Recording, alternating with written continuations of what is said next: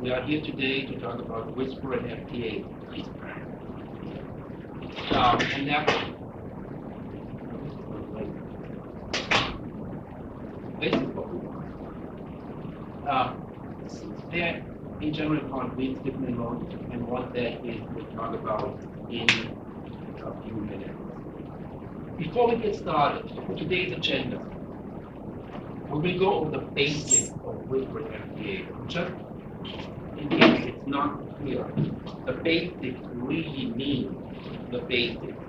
There is a lot more that I could talk about, but as we heard, the video runs out after 4 hours, so I have to cut it that short today. But there is a lot of information around. Everything is documented. It's just a matter of finding. And the internet and Google is your friend. There is also, and they have not set up correctly yet. On my blog, there's also a book that the RARA has published, Get on the Air with HF Digital, which is pretty good. This is something that I got for free for renewing late. And if you wait long enough, they give you a free book. It may not necessarily be what you want, but maybe one of your friends needs something that they give you for free, so it is always a good way to get something. So I got this book a couple of months ago. If you want to take a look at it, I think it's a pretty good introduction of what you need to do to get on the air with digital. We are not just talking about FT8 and WSPR, we are talking about digital in general, starting with really JP65, FT8, PSK, and so on. The setup is always the same, and then the details are in which software you get to that in a little bit. So again, we only talk about the basics. So weak signal, what does that mean? Usually when we listen to something, weak signal means it's something that we can barely hear, something that's hard to copy, CW that is just at the noise level, or a faint voice somewhere out there that's really hard to make out. I have a couple of numbers here. WSPR can copy up to 28 dB below the noise. FT8 can copy to about 20. Sometimes you see 21, 24 on the display. That's usually a case of something's lying. The limit is usually about 20. And these numbers are called signal to noise ratio.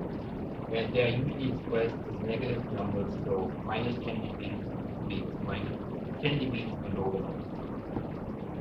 And we'll see those on the screen when we actually look at what the application looks like.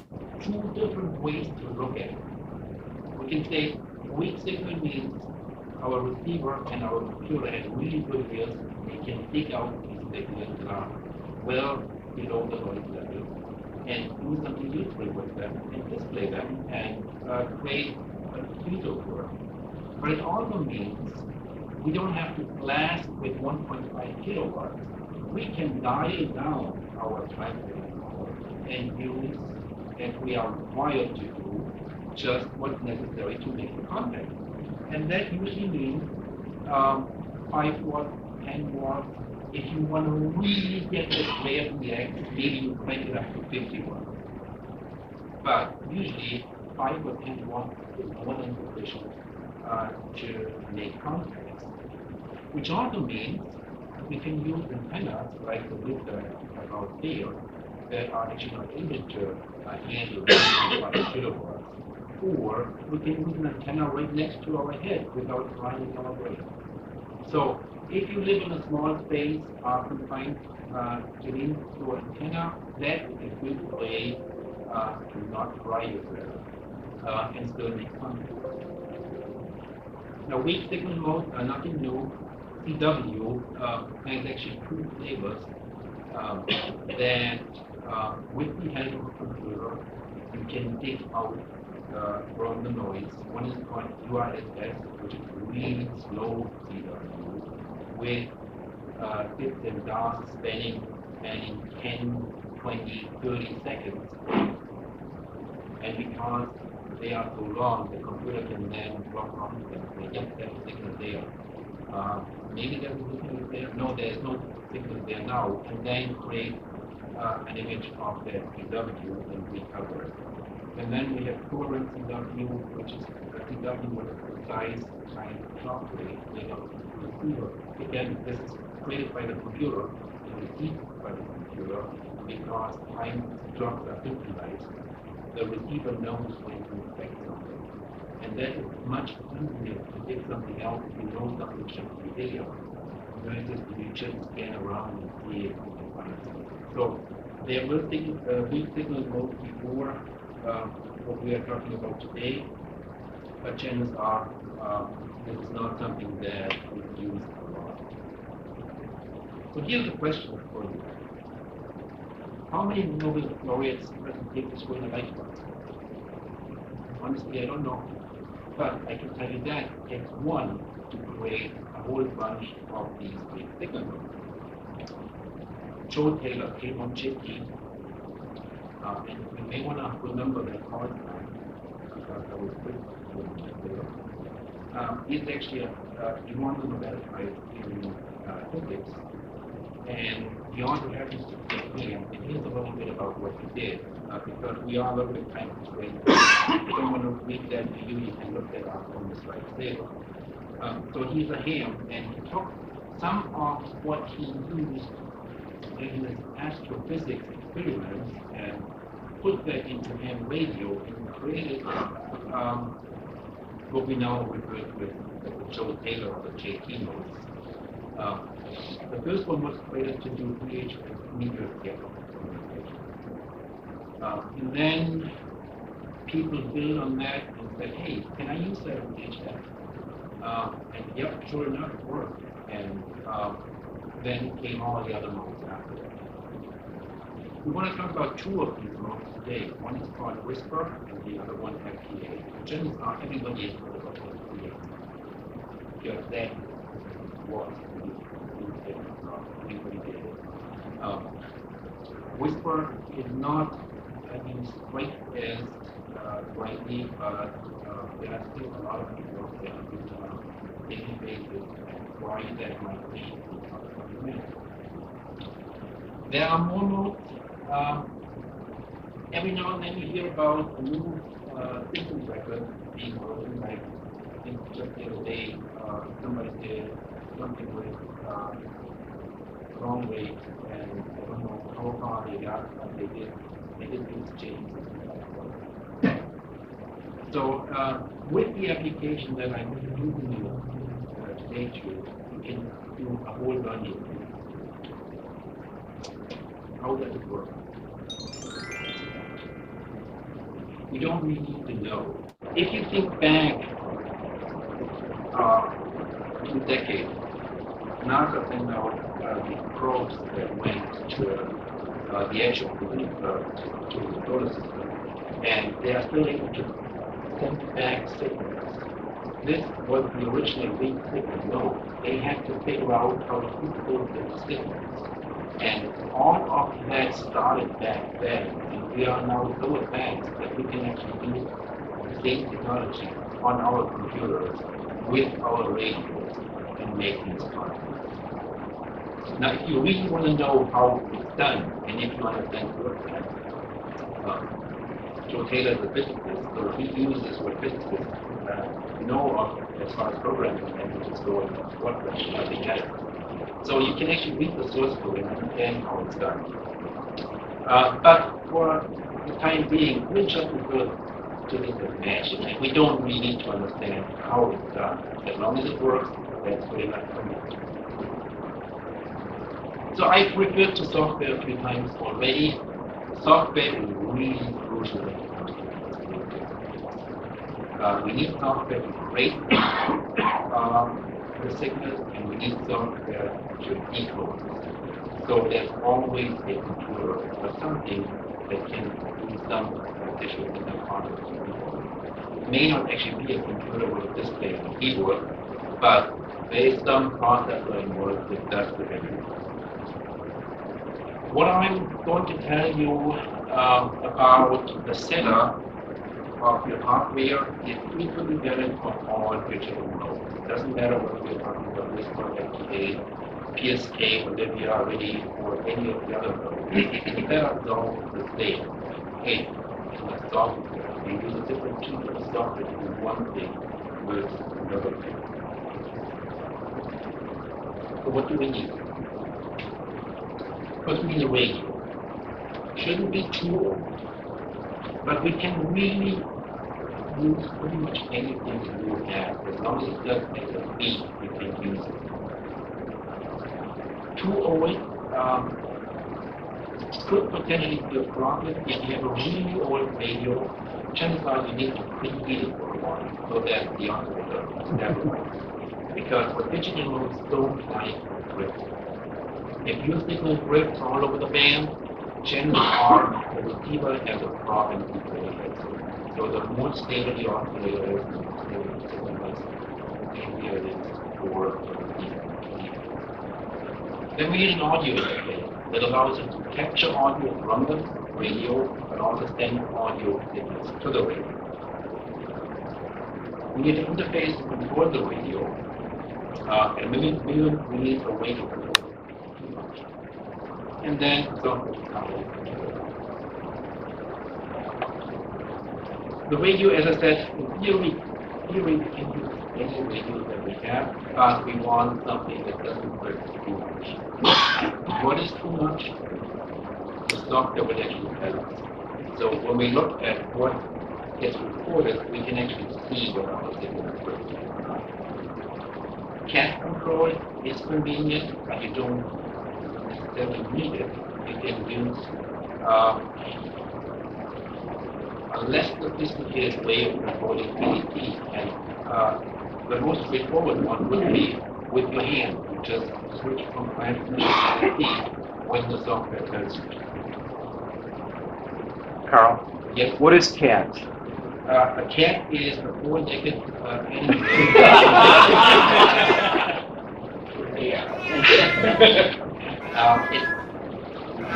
Computer-aided. Computer-aided transmitter. So it's a way to control the radio from the. If you have one of those newfangled ICOM 7300s, then it's all built into the radio. It has a USB port, you just hook up the USB port to the USB port on your computer. You run the right software on the computer and you can remote control. You can see what the radio does. You turn the dial on the radio, the computer knows what the new frequency is, and vice versa. You change the frequency on the computer, and the radio knows what you dial into. Again, it's convenient to have that, but not necessarily. Not absolutely necessary. I did my first 1000 FT8 contacts with a radio that was 25 years old, and I used a very simple serial port interface, a USB serial port only. It was one of the tools for controlling signals to trigger the PTO on the radio. Required some soldering, some figuring out how to do things, some troubleshooting because the first flight information didn't work right. But you can make it work with a pretty basic setup. And as I said, a modern radio may already have all those ingredients built in, so you may not have to do anything special with your radio. But even if you have a 25-year-old radio, it will very likely work. For Tim's FT101 that he bought at the auction for a steal, chances are you can make that work with these digital modes. Second thing we need is the audio interface. Some of the stuff that we are discussing today can be done with just holding up your microphone to the radio speaker, to the computer speaker, and then have a microphone connected to your computer that will hold up the radio speaker. With that, we may introduce little bit more noise. It may be a little bit harder to come with really good signal, but it will work. And to get started, that's all you need. You can also spend a lot of money on signal interface or any of the other interfaces that have everything built into one little box with a cable that fits your radio, and then on the other side the cable that plugs into your computer. But you can also take your eBay and for $3 buy a USB module interface, and then create the wiring yourself. And when we're done here, you can walk around here and look at my nice shop with a lot of lactate and different types of cables. I did that myself, and it works. So if you have the money, spend it. If you want to save it for something better, just go the cheap route and try to do a little bit more research. You will need a cable that fits your radio.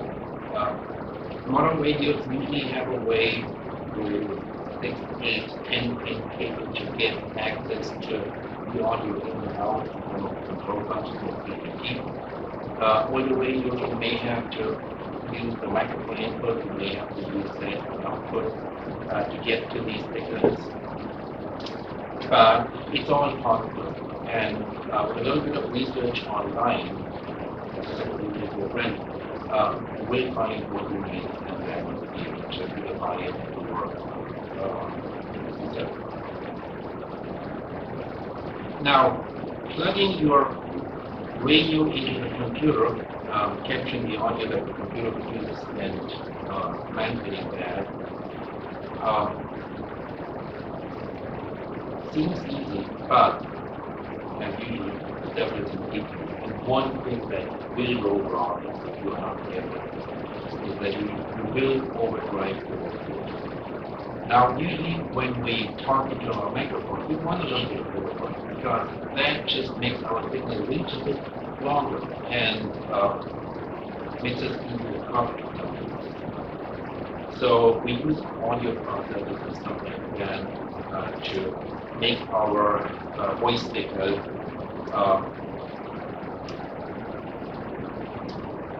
more punchy. When we are using digital mode, we cannot do that because that will actually interfere with what the signal looks like, which means that the receiving end will have a lot of time before it will be possible to decode our signal. If we overdrive our radio so that the A and C, the automatic level control, we're doing the same thing, we are deforming that signal. So, in addition to deforming the signal, the other thing you will do is you will scatter your signal all over the band.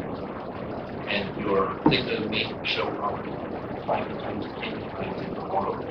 If somebody tells you that this is what your signal looks like, then it's time to dial back that gain of the volume. So keep your signal low enough so that the A and C on your radio will only barely kick in. You can have a way to see that, how much A and C they use. But that dial moves too much and again. Here is a picture, a screen capture of one of the many versions of USB drivers on eBay for audio in and out. So in this case, it is $289, including shipping from China. It will take 4 to 6 weeks, maybe sometimes 8 weeks to get to you, but for $3, that is a pretty good deal. Okay, controlling the radio. The most simplistic method is to manually switch from receive to transmit when the circuit is ready to transmit or ready to receive. If your radio has CAT control and the interface cable is not too expensive, maybe worth investing in that too, because it makes life easier. It's very convenient. Some radios allow you to put your own CAT interface cable by using a USB serial. So imagine that this would be a picture of a USB serial port, just the price would be about the same. Again, using relay from China, $3. A serial port interface cannot be used to talk with BGP without fully cat control. This is one of the serial port control to get rooted for that on router. You can also use this block. You can actually just let the platform decide when to switch from here to based on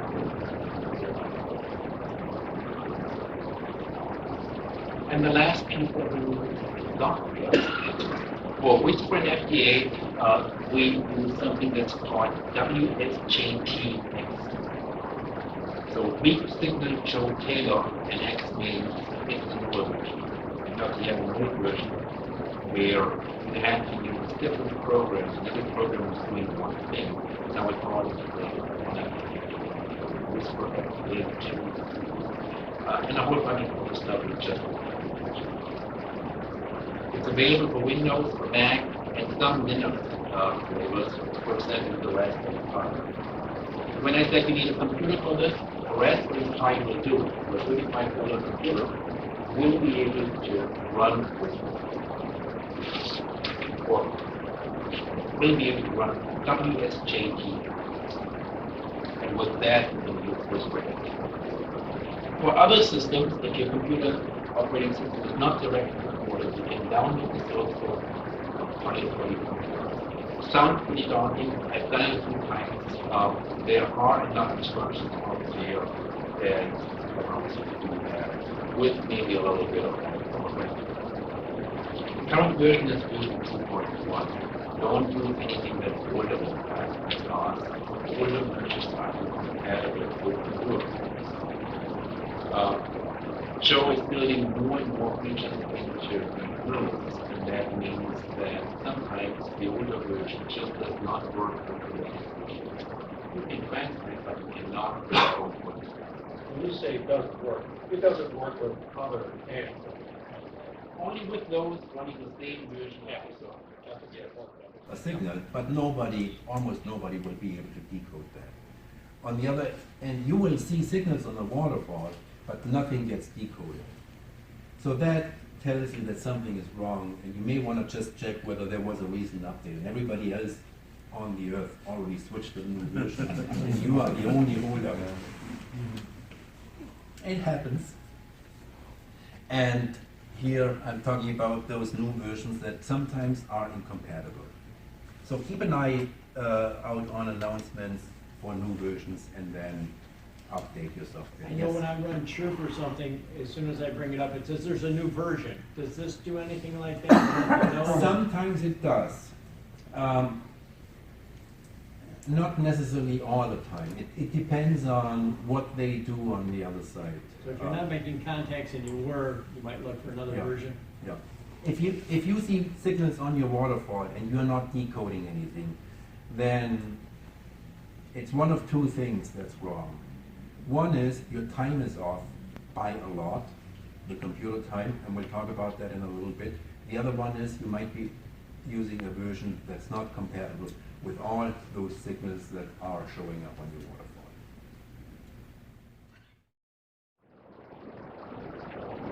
So, that's all I wanted to say about setting up. Every setup is different because it depends on what radio you have, what computer you have, what operating system you are running,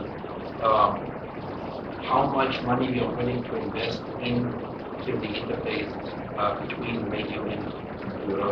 So every setup is a little bit different, and that's why we cannot go into much more detail here. It really depends on what you have, what you want to do. And then it's a matter of either reading that book, taking what they tell you and implement that, or just going out Googling and finding out what other people in the same situation with the same thing are doing. Chances are, if you have a problem, there's at least one person out there who went through the same problem, and either made a video about it, put it on YouTube, or wrote a blog post about it and documented it. Information about it, we need to do that. Any questions about the setup? Can they call you? The first bite, and then Actually, if you have problems like that, we have an Elmer session before every RARA meeting typically, so bring your questions there and we'll figure out the answer. and sometimes it might be necessary to actually see the hardware, take my name from the hardware to see what's going on. If you describe something to me, I may have a completely different understanding of what's going on than what is actually going on with your hardware. So seeing it, probing what's going on, putting some commands in the computer, plugging headphones into the audio output to see whether you actually have audio, or talking into a microphone to see if you see something on the computer screen, maybe necessary to figure out what's not working. So, yes. You went all through the cat and push and talk and all that, and the very last thing was you may also use Vox. Yes. Are you not fond of using that?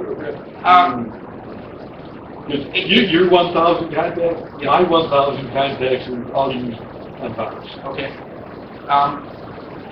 It depends on how good the box on your radio is. The software supported. It will actually, when you configure it, it will ask you how do you want to control FT8 and what. I went into some problems, and the serial port was just becoming more reliable. But I've used it, and it does work most of the time. So, yeah, use whatever your setup allows you to use. And if Vox is an option, and it works for you, use it. It's just nowadays, if you buy one of those new manual radios, all you need is a PK. And it does everything. No, as you can see, my radio actually can't see my radio, but it doesn't have a USB. So I have to do it a little bit different. Okay, let's talk about WSPR. WSPR stands for Weak Signal Propagation Receiver. Because it's weak signal, so it's not very loud. It's one-way communication. So usually, when we do ham radio, we talk and then we expect somebody to talk back to us. Because just talking to myself, it's boring. I can listen to myself and go on. And then I need somebody else. In this case, we are actually doing a one-way communication. We are sitting here and just, hello, anybody out there? Nobody talks back to me. So I don't know whether anybody is actually hearing me. So what is that good for?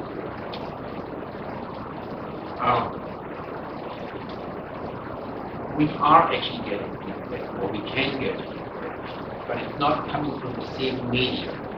It's not using the radio to send feedback to me and say, hey, we're using the signal.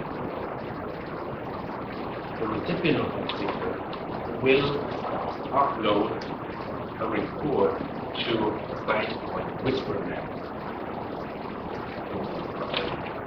By the way, the slides will be up on the RARA website. When I get around to converting that to PDF, emailing it to Scott getting around to actually upload it. So it may take tomorrow. If I actually send you the file. So you don't have to write this down. You can all just click on that in the PDF file. So with that different way of reporting back that somebody will keep my signal, we are actually avoiding the problem that I may not be able to hear that other station. We're using the internet, which is oftentimes a lot more reliable, even though the site is a bit aging. And every now and then they have outages where you cannot get to them. People are complaining online about it, and some people are talking about maybe creating alternative safety nets that when this goes down, we have another one. But so far, this is the only place that is affected. So, yeah, no wreck. What we use it for is actually to find out how far our signal travels. And that is important if I want to figure out how well my antenna is.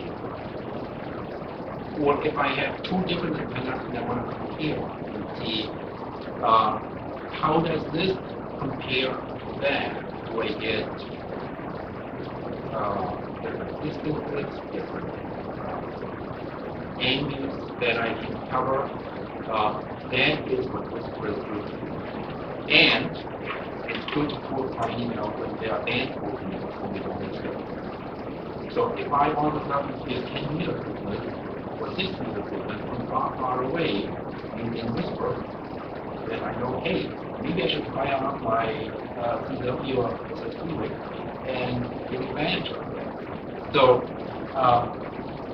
in that case, it's not the sending out a signal that enables me to find out that there is something going on with the receiving of the signal. So I can have my receiver tuned on the WSPR frequency on 10 meters, for example, and then find out that that's true enough. There's an opening. Take advantage of that. When we look at what gets sent out, there's not much information. We're sending a call sign, which we enter, we have the ID, so I have two rules. Then I'm sending my grid square, where I live, and then we have grid. Where I live is FN13. We all live here in FN13 square. WSPR only uses 4 characters, so FN13 just covers big areas. But I don't know exactly where my signal was down to the exact spot, but it's a few miles by a few miles in the country. So if I hear a loud signal and the guy tells me, hey, I'm using 1.5 kilowatts, I'm not using that. But if somebody says, hey, I'm using 200 milliamps, and that signal is starting at 2,000 miles, it can be. So having access to how much power that you use to produce it helps me to find out whether I actually want to look into that or whether I say, hey, with 1.5 kilowatts, you play your role. I don't care about it. I don't have that power, so I just ignore it. And that gets all wrapped up, and then it gets sent out over a 2-minute period. So that's not much information that gets pushed into that 2-minute time slot. I've mentioned before, it's much easier to find out whether a signal is there from people if I know when to look for it. And timing with WSPR is like a when you're in a group reading,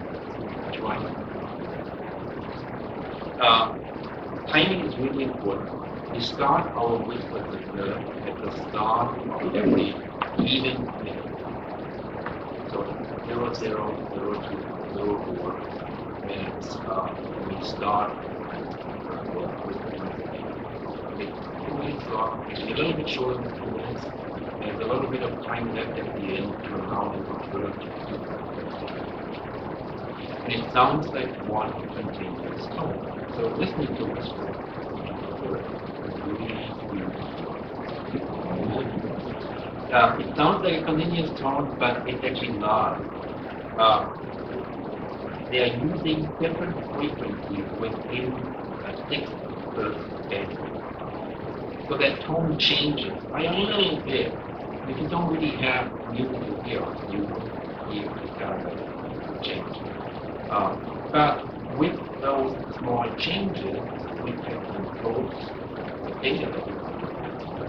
And because our bandwidth is so small, we may know about noise and bandwidth. The more bandwidth we have, the more noise we have. By squeezing it down to 6 hertz, there is not much noise in the bandwidth of our signal, which means that the receiver is or the computer on the machine can filter out all the other noise, and that makes the signal much easier to detect and decode.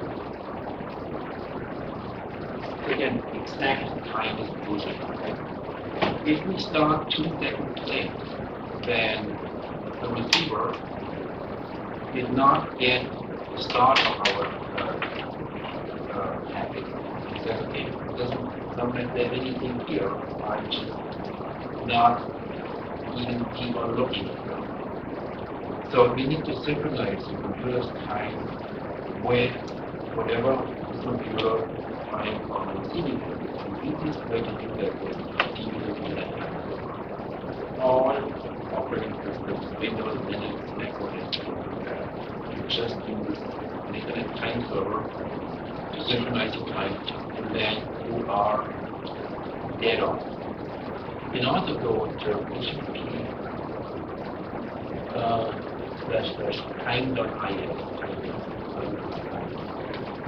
and that will then report back, yep, the time is the time is 0.2 seconds, or the time is 2 minutes and 15 seconds. This all is done in the browser before you software to install. You just click on that link and it will give you that information. It looks like this. I did this yesterday. Yep. And my top was 0.2 seconds ahead, which is fine. Whispering FT8 with 0.2 seconds will not have a problem. If that approaches 1 second, you may run into a problem because even though they allow 2 seconds difference, if my time is my clock is 1 second ahead, and the receiving time is 1 second behind, we have those 2 seconds, which means the receiver can no longer decode 1 second. So make sure that your clock is exactly right. Even though you may be using a time server, that does not necessarily synchronize the clock continuously. You may do it when you reboot the computer or when you log in. So if your computer has been running for a month without any reboot, then you may want to check that and make sure that you are still dead on. If not, go into the settings before the resynchronization. And really, having the exact time that is powerful. The computer knows exactly when to listen and what to listen. This very rigid timing makes it possible to anticipate the signal. We know that it's coming in. 4, 3, 2, 1, there it is. And if it's not there, the computer says, okay, let's look somewhere else. And then the narrow bandwidth makes it possible to filter out a lot of noise. And those set frequencies within that 6 bandwidth makes it possible to ignore anything that we are not interested in. And that allows to recover the signal. The next step then is to decode it. And there are some complexity in algorithms that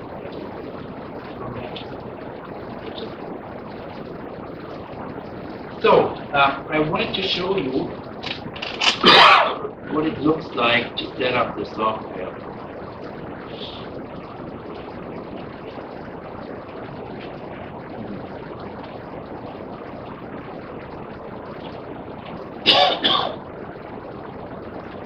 So this is what the software looks like, in this case on a Mac.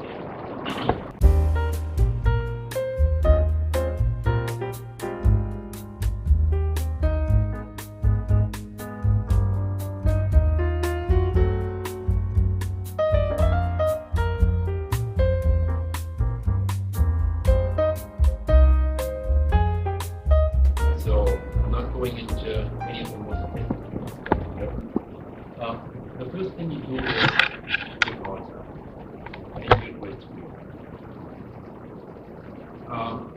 then there are some options here which you can use, may not use. These are the details we go over today. Radio. You select which radio you have, how you want to control it. And there are a number of options here that talk about how the computer communicates with the radio. Then over here we have the PTP that we selected, API, RPS, are the control like the review or the issues I use with test control. And before you're done, you click on the test again if you want to get button, which then turns green if everything works. If it doesn't turn green, you know that one of those settings may not be correct. The keying may not be updated correctly. You may have the wrong rate selected or something else. So if it doesn't turn green, then it's time to go over the settings. It's not going too far off into advance. I could only get mine to work if I sit on a split operation to fake it. And I have no idea what I was doing. Okay, split means, in general, when we go split, our time to frequency is different.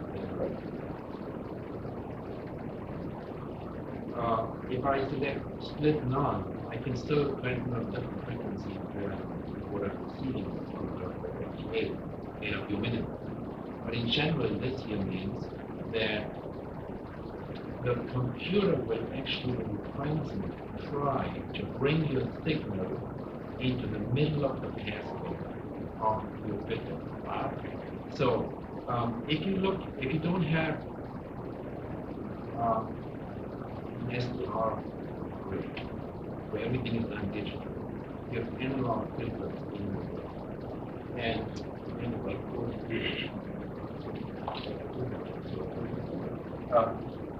your pass band is not, there is nothing here, then it goes up to full and then over and down again. You have a slope. And depending on where in the pass band you're transmitting, you may not get the full 20 route. The filter may actually filter it out. By putting the signal dead right in the center, chances are you can maximize the signal. Okay. So by using split, either the real split using the rig or fake it, allows the software to move that transmit frequency so that whatever you selected as your transmit frequency, spot on the waterfall, you get it will be in the center of your Okay, thank you. We have audio where we select how our audio comes into the system, and this is where I would then select my microphone input and my speaker output. I just want to do holding the microphone speaker. We can also save our audio snippet that it receives. Nothing really important here besides how the signal is getting it out of the computer. EX macros I don't even use. Recording, this is what we get into.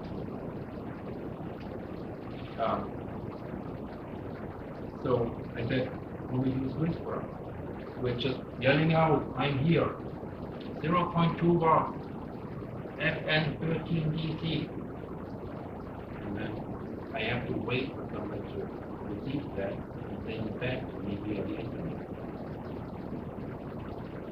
Down here, enable PSK recorder's body allows us to, when we are in the receiving mode and we see a signal, decode the signal, it will automatically record that up to PSK recorder so that whoever is looking for reception input can download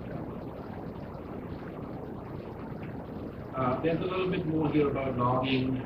Again, don't want to go into any details.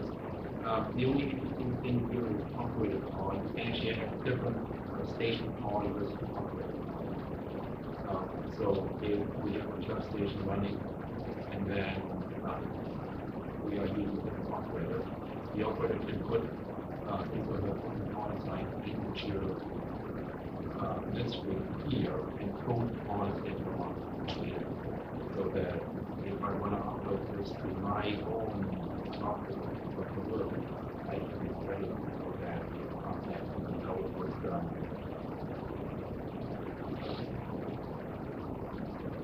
Frequency, nothing to worry about here. Colors we talk about in the event. The only thing chances are in one is the special operating activity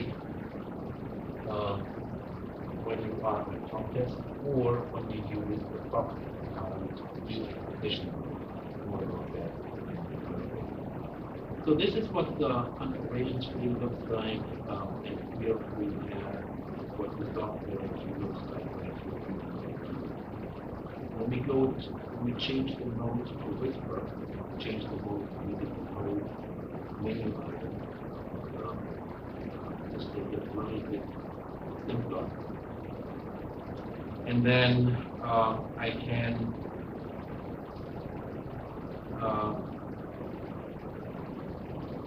target whether I'm monitoring yes or no. And you may see here that this is blinking red. This is actually the volume of the audio that and I'm overdriving the sound card. So I have to actually dial back the audio a little bit to keep that in the region.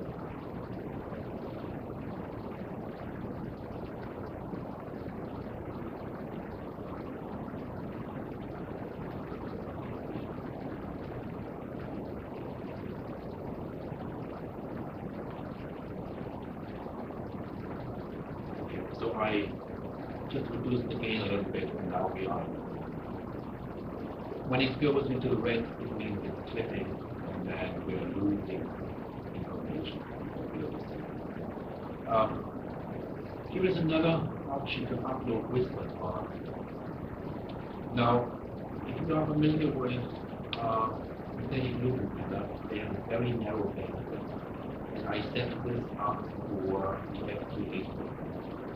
Which means that we are very likely not receiving any whisper. And definitely not bad.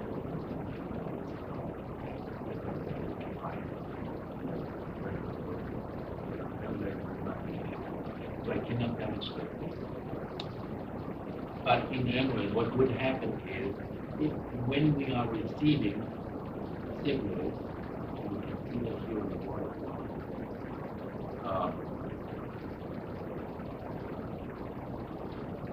there's some stuff there. So what we are looking for here is, down here, this is FT8 before I switch. Up here is line here. This line. They are very likely with the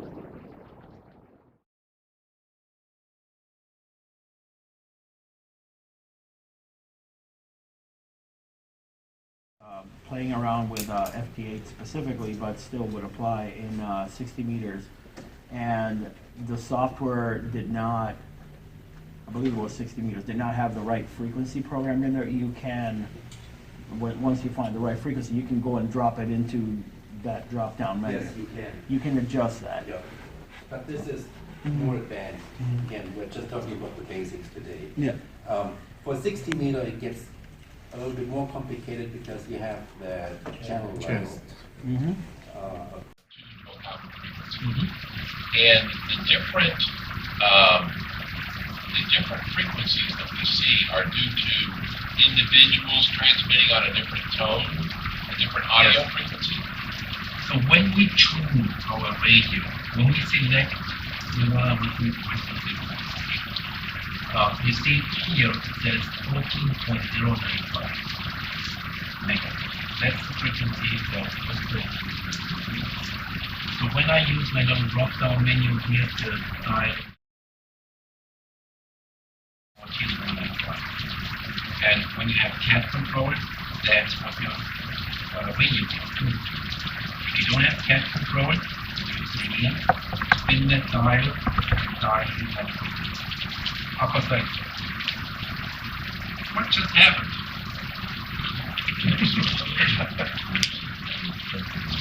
You want to have all your Yes. Take every fancy filter that you use, so noise blockers, no noise dampers, nothing. Because everything that you filter out will potentially filter out something that the software needs. And even though it may sound really noisy to you, the software is able to tune out the whisper once it's off. Yeah, bring it back to whisper. So let me go back to whisper, yeah. So I said, we dial in this frequency. Whenever we look at the waterfall, 14.095 is right here at the zero line. Right here. And then from there on up, we see those different. So this is USP upper frequency.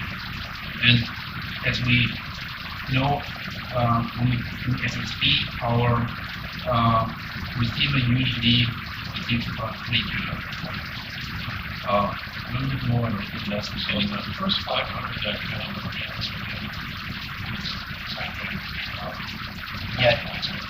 unless you have an SPR receiver,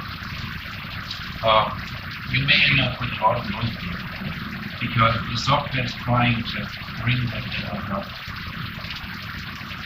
And it's really just noise. There's nothing there that my receiver actually can provide. So we end up with all that artificial noise. And then we have signals that are now at one specific 3 Hz frequency range away from that 14.095. So again, 14.095 is here.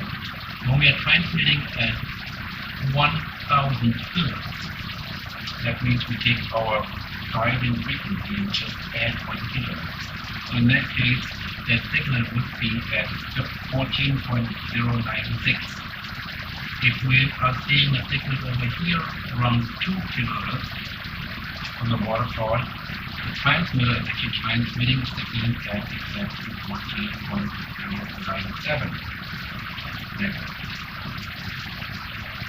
Even though our transmitter is tuned into just one frequency, by putting our whisper signal, our FT8 signal, somewhere on that waterfall, we are specifying our exact transmit frequency using the base frequency from down here that radio is tuned to, plus that offset. And I can actually change that. So whisper signals with that are 6 Hz wide. And we have for whisper about a 200 Hz bandwidth. And all the whisper signals need to fit into that 200 Hz window. I am not specifying where exactly I want to transmit my software. It's randomly selecting a frequency somewhere in the 200 range. And then for the next 2 minutes, that's my plus minus 3 Hz. All the modes are running in that same window. No. FT8 is a different base. Oh, okay. It worked great. If you change the mode in software about it. Yes. Yep. So, you see, now it's coming back up with FT8 and we have 14.074. I changed to whisper and that frequency changed. So, 0.95. I changed it to JT65. 14.76. So every mode has its own starting point. Yes. And then from there, it's about 2 kHz.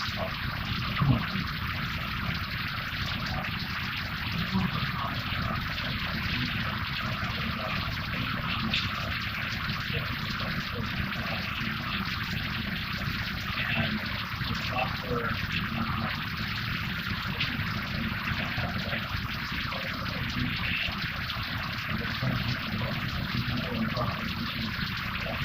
yes, you can.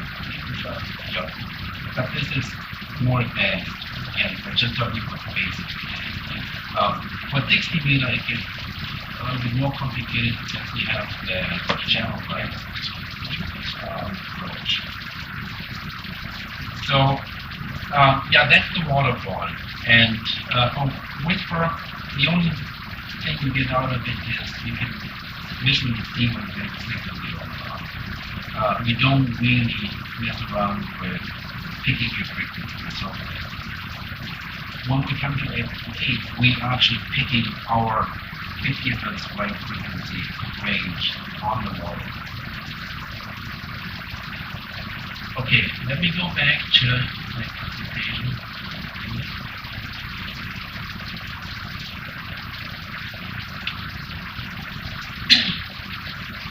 Okay, so I'm standing here and yelling out K5KHK, FN13, 0.2 watts, and in the zone day long. How do I get access to all those reflections? What we see here is something that I did a couple of days ago. I was just listening for signals. I need to know what I could see for 24 hours in different frequencies, different bands. But you see, I'm getting signal response. I was receiving, it was not like South Africa, Spain, Belgium, England, and then of course a whole bunch in the West. Interesting non-propagation. So how do we get access to this data? Whisper network.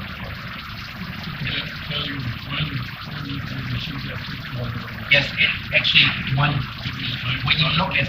you look at this map and then you click on one of those pins, it will pop up a little display with all the information. It has coordinates, when they received it, what band it was on, potentially what type of antenna they have.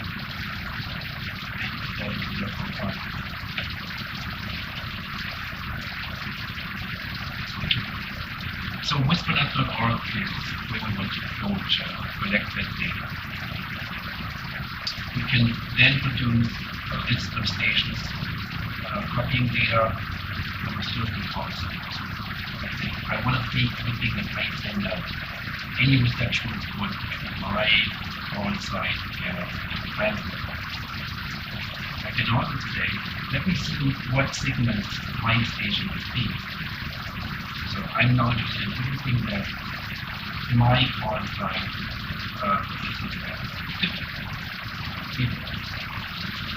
we can get that as a list, we can get it as a map. Unfortunately, Google changed their policy for their map API. And now you need to provide your own Google API key to get access to that form. It's a little bit complicated. If you already have a Google account, Google API account, then you have that, which is probably right there into your registration or that. But if you don't have that, you can get your own registration. But there are third-party mapping providers you can use that will at least two of them. It's just not as nicely integrated. You have to go through that. Potentially look up that list and then go to map provider.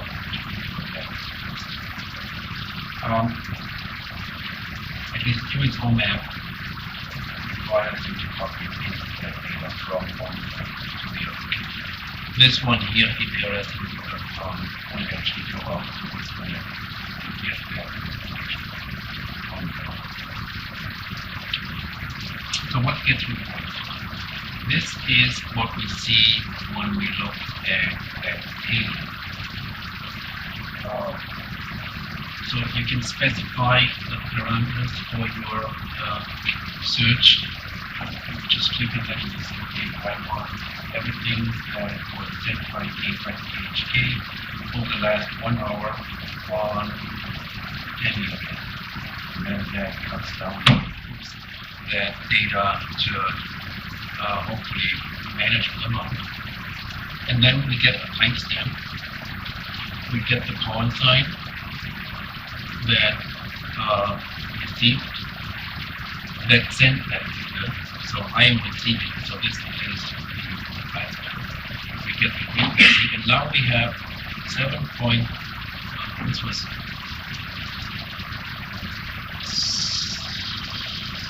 40 and 30 meters. This is a mistake. Because I did not this in there. So sometimes you find mistakes in the database because somebody issued wrong. And this happens when you're not using cat control service on your radio and your computer software on it. You use the manual approach. You may have selected 10 meters on your computer, but you had actually died in the coding. So when somebody, when I then receive a signal, it gets recorded with whatever the software knows that meter is going to be. So if you do it manually without cat control, make sure that both are actually received. So this guy definitely did not have. It's also a custom software report. Okay. Yeah, it's needed.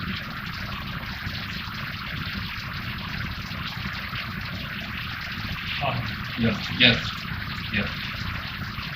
I have it right there. So we get the call of the station, the frequency, the signal to noise ratio that was computed at the receiving site. So in this case, my image that okay, we are minus 11 dB or minus 2 dB response. Correct. So this guy here is using something like scripting by 2 Hz over the 2-minute period. So, as I mentioned before, you can actually use that software to find out if your transmitter is working. So you just send out your signal, and then you look at the frequency here, and if they all say, yeah, you're all over the place, then it's time to do something about that. The recording station, can you become a recorder? Yes. You just run this software hooked up to your receiver and just keep it on for 24 hours. And if you have that check mark that says upload reports, check everything that you receive that you can decode is uploaded to the server. So I am actually running an SDR receiver at home that can do up to 6 channels, 6 different bands and frequencies at the same time. And it's recording on 4 different bands. I think right now I'm doing 10 meters, 40, 10, 15, 20, 40, and 80. I don't know. Maybe I don't know. I'm definitely doing, I don't know. I'm doing 4 at the same time. So If your computer is setting the frequency and you're on about 600, yes. somebody else may be on something else, you're not going to hear them. So you see the whole band. It will actually see everything that we use in that, on that waterfall. So for Whisper, we have 200 fields that we need to analyze. If there are 5 signals in here, not overlapping, or not overlapping by much, it will be able to pull out every one of those 5 signals, and it will upload 5 signals. So I can do all of that. So,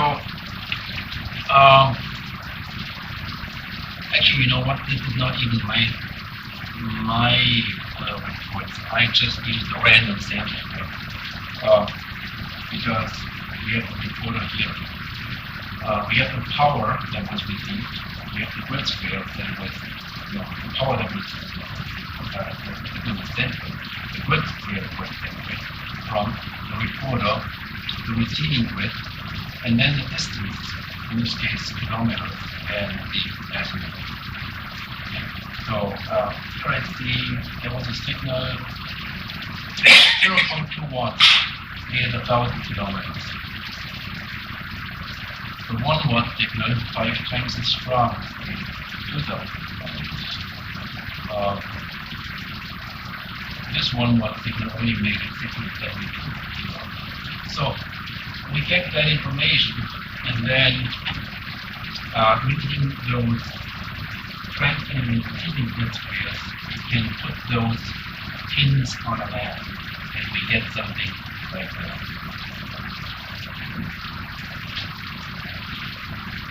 The distance and the azimuth, those are just calculations of the great circle Based on between the two grid squares. that's all of them. So if I take my grid scale, Yeah. which could just be because I mistyped it. I am not a perfect typer. If I don't proofread that little that piece of 4 or 6 characters 27 times, chances are I get it wrong. So I may just get that wrong. And that errant frequency, except for the one, those frequencies look very, very close. Yes. So it could be an error in the CAT transmission that came from the receiver. Maybe there was a digit missing. I'm guessing. No, there is actually 127 kilohertz that we have here. If you want to do really, really long frequencies, you can send that here.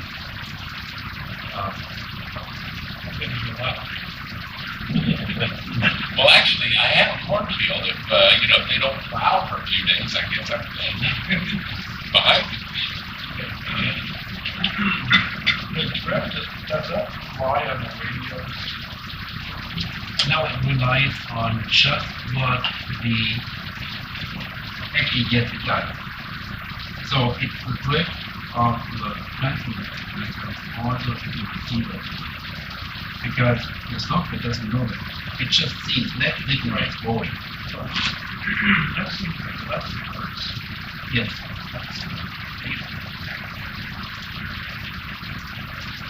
The modern computers are pretty good.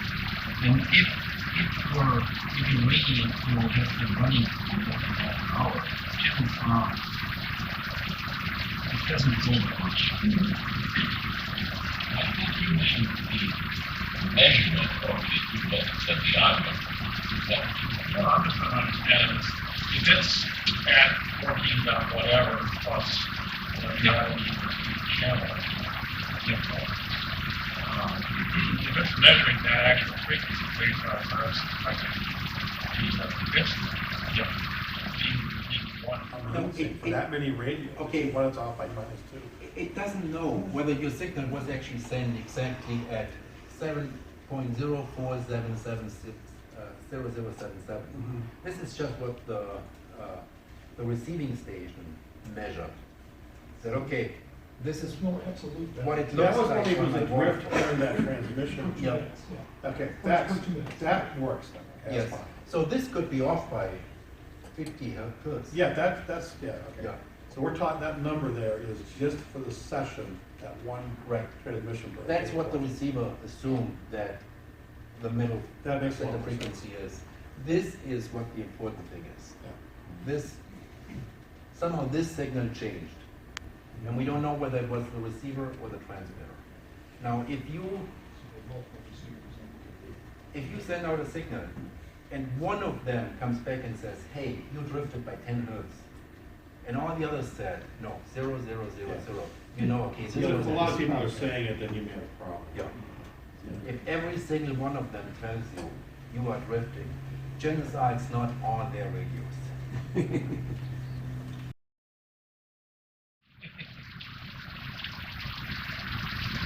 Okay, so what is it good for? Evaluating antenna performance. That's the number one reason to evaluate one antenna or to compare performance. Or just to feel good about yourself and see how far your 200 milliwatt signal. And sometimes that's really good. We think bands are open, but you send something out on 15 meters and nobody knows it's on 15 meters. You see that people are receiving the signal, but nobody's calling the truth.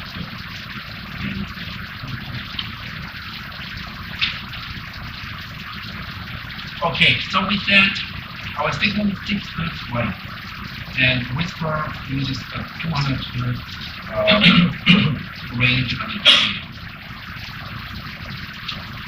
If you have a lot of these stations out there, then 200 hertz can fill up pretty quickly. Because that's it's not going to pick a random spot on the waterfall. But chances are, if there are other stations out there all wanting to transmit 40 meters at the time, then that's a problem. To prevent excessive use, the Whisper application of WSPR allows you to stand the transmit information, which we want to be that's means. If you look at 5 time slots, human transmit is one of the over 40 time slots and report will be here. Because this only works if there are stations out there which are listening to us. If everybody just plans it, then we don't get any reports, and then the whole system is useless. So by listening more than you transmit, you are making sure that that is proper enough to receive an information system. Yes, you can change that. You can bump it up to 100%, but and if you do this just because you want to test the antenna for the next 10 minutes, and you don't want to wait 10 minutes for the next time slot, then that's okay. But if you run this 24/7, then it's really not a good idea. So file that down or leave it at 10 minutes or 20 minutes. Now, with that, we need a computer and we need a radio. There are actually other ways to generate Whisper signals. And if I would have had more time to set up, I would have put my props out.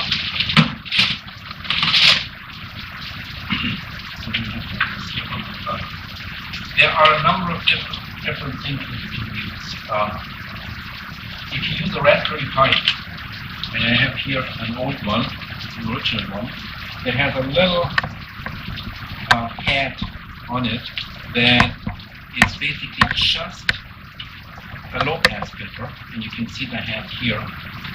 It's a little board that's on top. It's a low-pass filter and has a 1 transistor amplifier to make the signal a little bit stronger.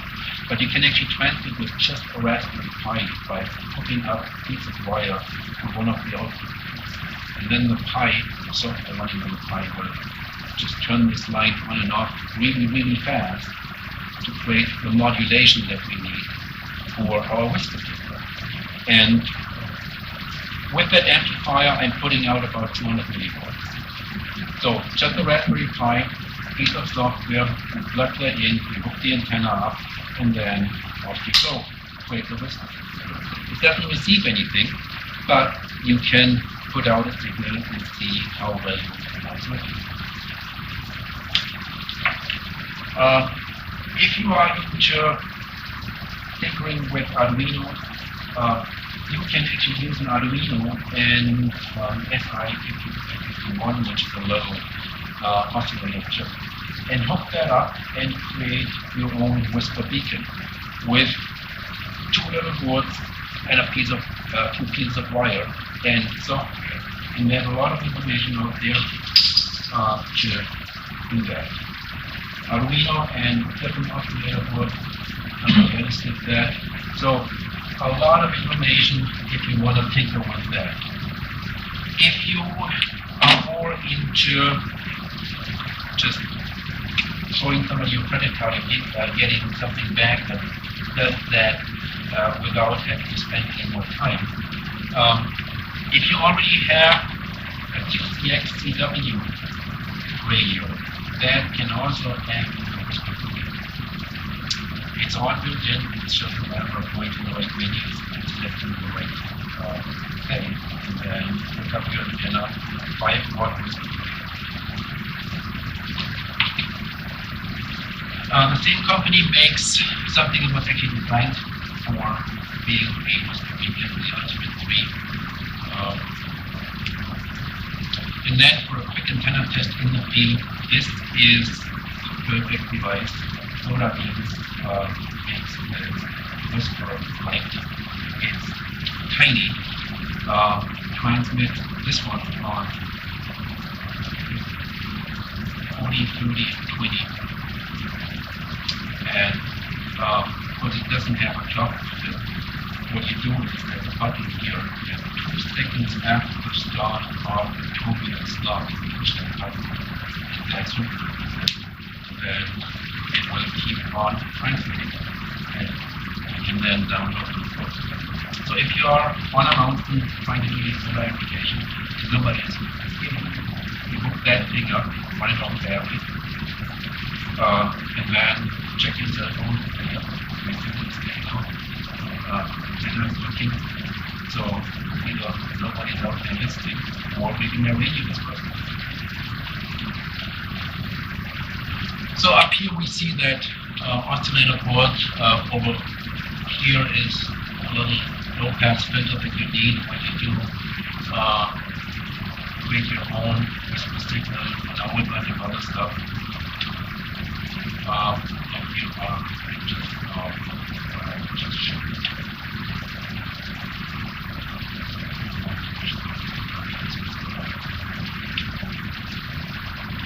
So this was all that I had so far.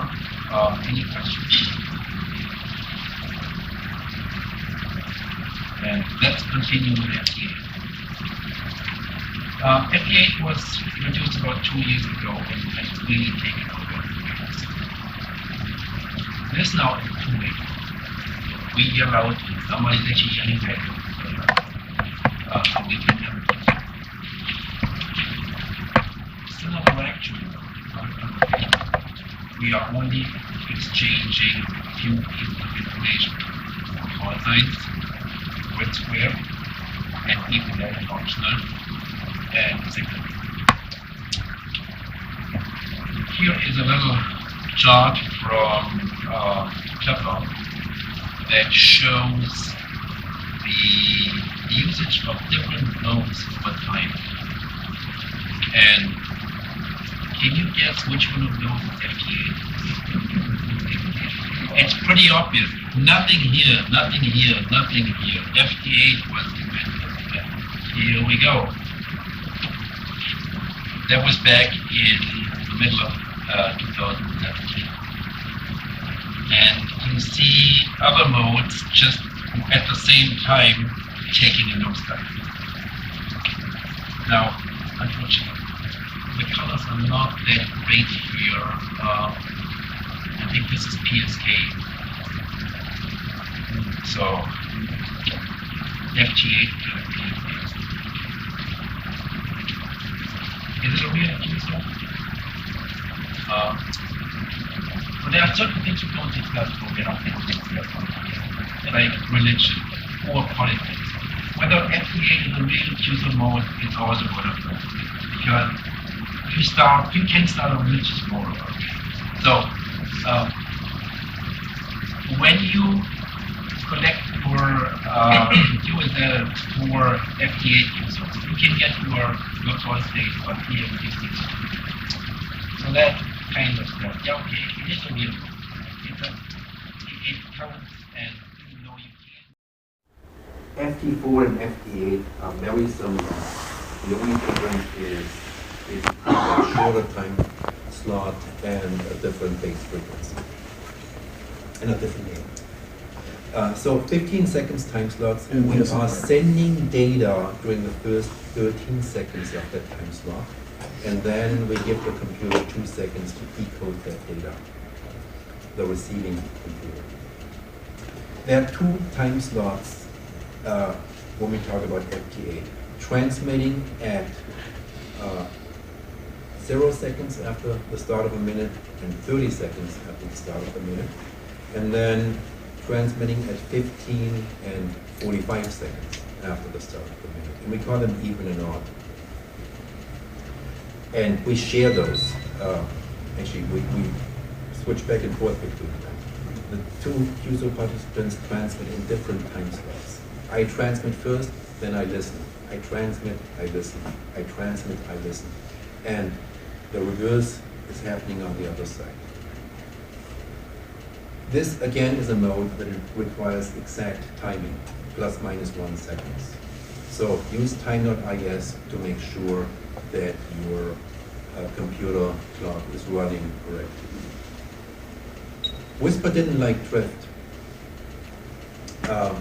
FT8 doesn't like drift either, but on FT8 we're not displaying the drift on the computer screen. What we're displaying here is a time difference. So we have a DT, a difference in time. So if everybody that I'm seeing on my waterfall has an offset of plus 1 second, chances are they are not all off by 1 second. It's my computer clock that's off by 1 second. So just as we had some help from the software on the WSPR side, here we have some help, not as far as frequency goes, but as far as exact timing goes, based on the software. And here is a sample QSO. So I am firing off my software and then I'm calling CQ and nobody's answering. As I said, we are using different time slots, so I'm using the even here. So I'm transmitting on 00, and 30.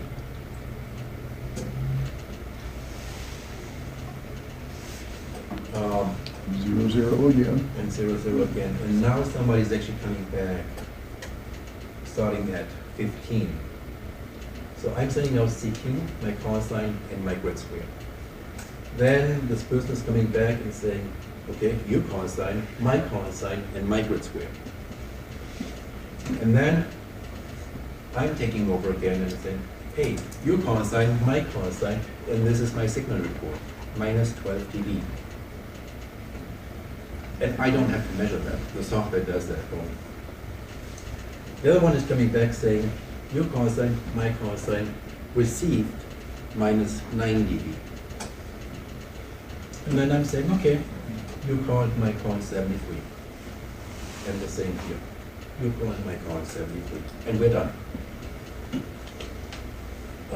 So from the time it actually gets started, 200, we are done transmitting here at 3:30. That's 90 seconds. So in 90 seconds, we had our FT8 QSO. And as I said, you can actually, the grid square is optional. You don't have to do that. You can cut that down even more. Did you type that in, or was somebody operating K2JD? No, I typed that in. Oh, I was going to say, 'cause somebody's moving our station. No, I typed that. Carl, question, the grid, not putting it on there, is there any concern with that? I mean, is there any issue with that? No, Unless they're transmitting from somewhere. unless you are chasing grid squares, there's no issue with that. Now, for you to find out where that person actually is, to see how far my 5-watt signal traveled, you want that grid square. So, this is the standard way of doing it. And 95% of all QSOs, when you look at your waterfall, actually look like that. Every now and then you get one that does not do the grid square. Yeah, I saw that man doing it, and it was like, oh no, where are they?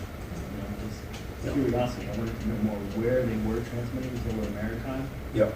And I didn't have no idea like where they were in the middle of the. Maybe they didn't know either. Top secret. Yes. Does this have an interface to the logbook of the world? I mean, will it? We'll talk about logging in a Oh, second. okay, What actually, okay. So on your responses at 2:30 and 3 minutes, did you type those, anything, or was that all just out of your configuration? Because you auto-generated the signal report part of it. the software is doing all that for you. When you double click on a call sign, the software will fill in its templates for these messages with the correct call sign. It knows your call sign. When you double click on the call, it takes that and says, okay, you probably want to talk to this person. So I'm filling in that call sign in my templates. Or you can type in a call and then say, generate the standard messages, and we'll take that call and do that for you. We'll take a look at the user interface in a few minutes. So before you start, with Whisper it was really easy. We just turned it on and the software picked a frequency for you randomly. Here we have to be a little bit more careful. Transmit and receive offsets can be picked independently from each other, working split. If they are not the same, we're working split. The software is actually defaulting to have both of these match. Good practice is not to transmit on the same frequency that the other station is on. Sometimes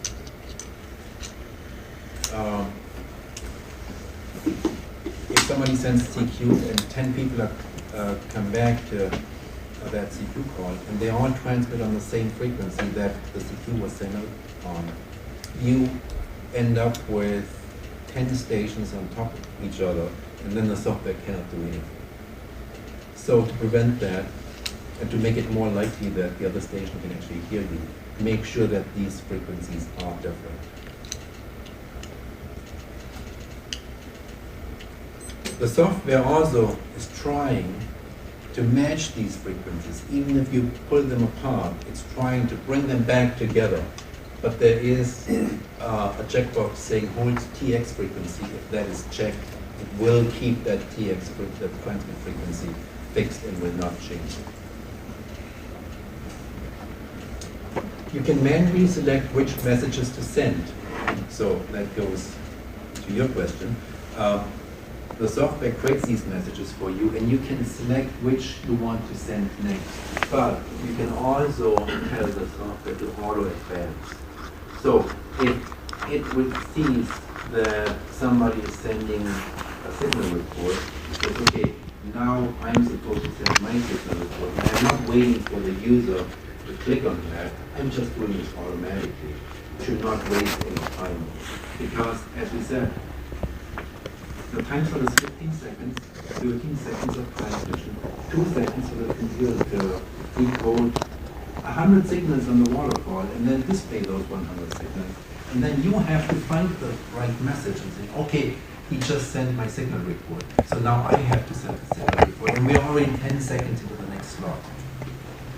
So now I have to wait not just one more slot, I have to wait for the slot after the next until I can transmit again, because that is my slot.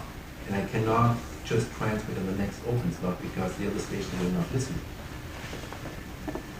So having the computer auto advance these messages using the auto sequence function is beneficial, and it helps you speed things up and not make any mistakes.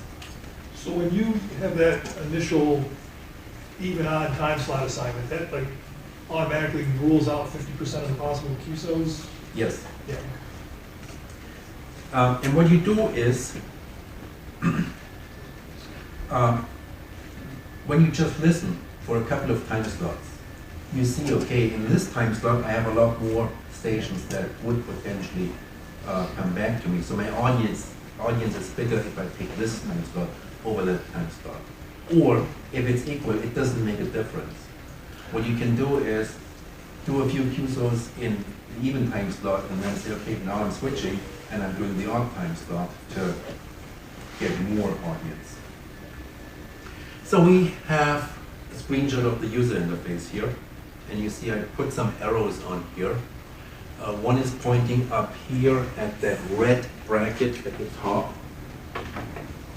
up here, and one is pointing at the green bracket up here. The red one is where I'm transmitting. The green one is where I'm receiving or decoding. We have the same scenario again, where the radio is tuned to one frequency. That frequency is right here, and then we are adding an offset. And in this case, I am transmitting the same information that is indicated by the red bracket is here. I am transmitting at an offset of 1024 Hertz. So it's 14.074 mega plus 1024 Hertz. That is the center of where I'm transmitting. And then it's 25, plus minus 25 Hertz. My bandwidth is 50 Hertz. And I'm receiving at 2400 Hertz, an offset of 2400. But the transmit frequency, you manually chose that because that's clear. Yes. Okay. So this is actually not a very busy waterfall. When it gets really busy, you only see red. And the more red a station is, the stronger the signal is. So you see the yellow signals are weaker, the red ones are stronger, and the just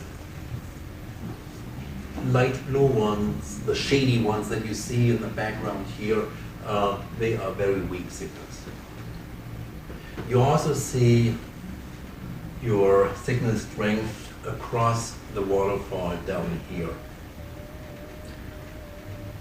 And just on cue, I guess we have a strong signal on the radio, and I can hear it. And this is FT8. So we have two windows. We have the waterfall window and we have the application window.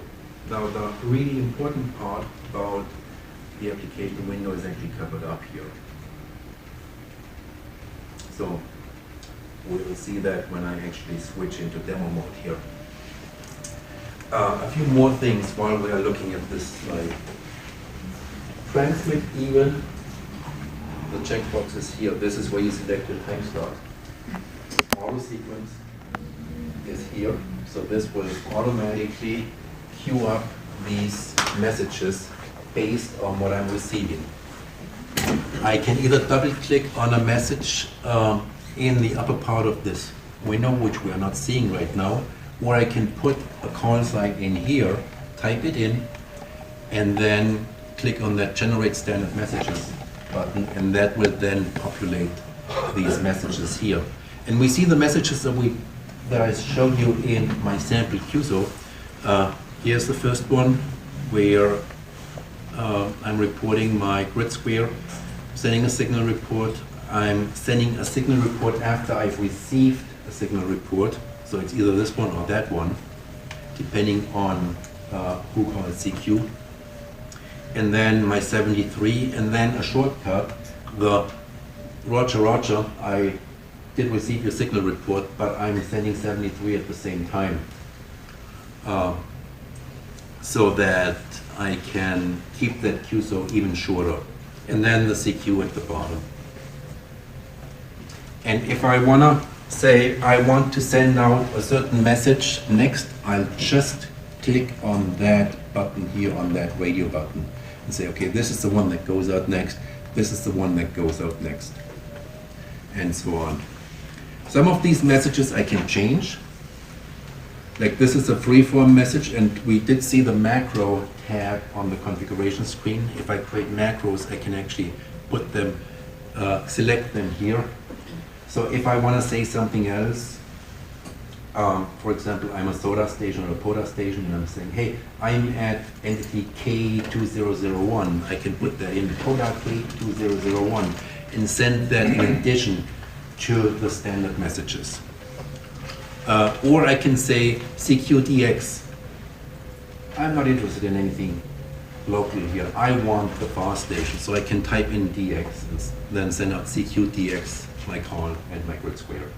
And hopefully people will respond to that and not just ignore it. Yes? What does it mean when that call first turns to red? What does that mean? You mean in the Right, upper? no, right down by your, right, see where the call first is checked? Oh, yes. What does that mean when that call first turns red? There's a setting in your preference settings that says if I send out CQ, I want the software to automatically answer the first response that it sees. So I don't have to click on somebody and say, yeah, I want to book this station. The software will automatically select that. And there are two ways you can configure that. You can do that in preferences where it says, whenever I'm sending CQ, always check that. And in that case, it will be red because the software did this for you. Mine always back and forth.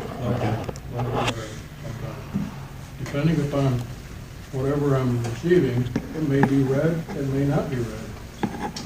Okay, if we have some time at the end, probably not, but we could potentially look into that. But it has to do with that automatic setting. If you select that, then, or deselect it manually here and say, I don't want this on all the time. I want to do this when I'm ready for this, then it doesn't turn red, I think. This also is only available if auto sequence is on. So if you turn this off, this goes away. Important here is the monitor button turns the receiving, the decoding on. If this is not on, and you have signals on your waterfall, nothing will get decoded. You have to turn this on. And then you also have to turn the transmitting on here. Otherwise, you can click on all the stations you want. The software will never actually switch into transmit mode with this being disabled. And if you then say, oh, sorry, did something stupid, you can click on the hot TX if it's in a transmit cycle and it will stop right there. If you just turn enable transmit off while it's transmitting, it will continue until the end of that 15-second time slot. It will continue to transmit. And then you have a tune button that allows you to say, yep, send out a tuning signal so that I can tweak my tuner and tune my antenna. And then, once you're done with your QSO, you can click on the log QSO button, and it will write out a log to its own ADIF file. Or you can, in preferences, say automatically log every QSO that is finished. And it will then pop up a window. You still have to click OK, log this, but it will fill in all the information, and you then can skip a step. So don't forget to click on the enable TX button if you actually want to make a QSO, because otherwise the software will not transmit anything.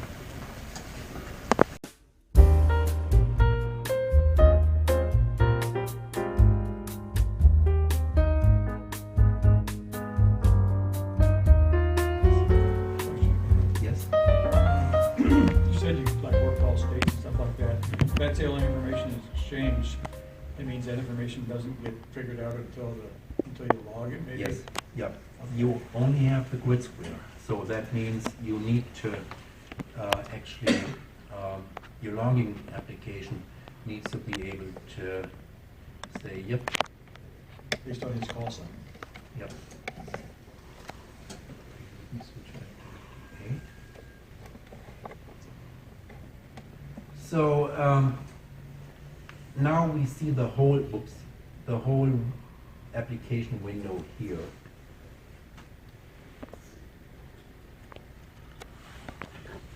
Why is that not switching? 40 or 20?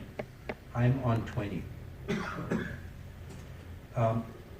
So we see every 15 seconds, there's a problem with the screen update. Every 15 seconds, we get more logs in the left side of this window here. Down here at the bottom, we have a progress bar that shows us how far into the 15-second slot we are. And you see when it reaches the end, we get more messages that show up. What I can do is, here's somebody calling CQ, I can double click on that, and then it will put that call on the right side, and it will queue that up for the next time slot that I am allowed to transmit in, which is now. I am overloading my loop. Okay, back down to 10 watts. And now we are transmitting. And we know that because down here it was displaying the message that I was transmitting in yellow. It's also showing the message that I'm transmitting up here in yellow. So this is what happens in that, under that green bracket in my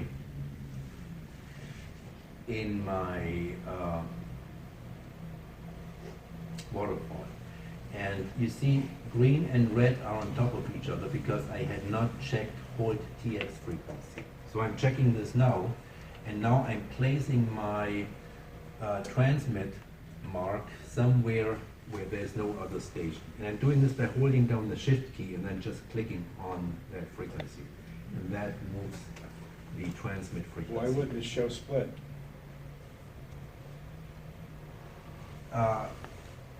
In the green dot.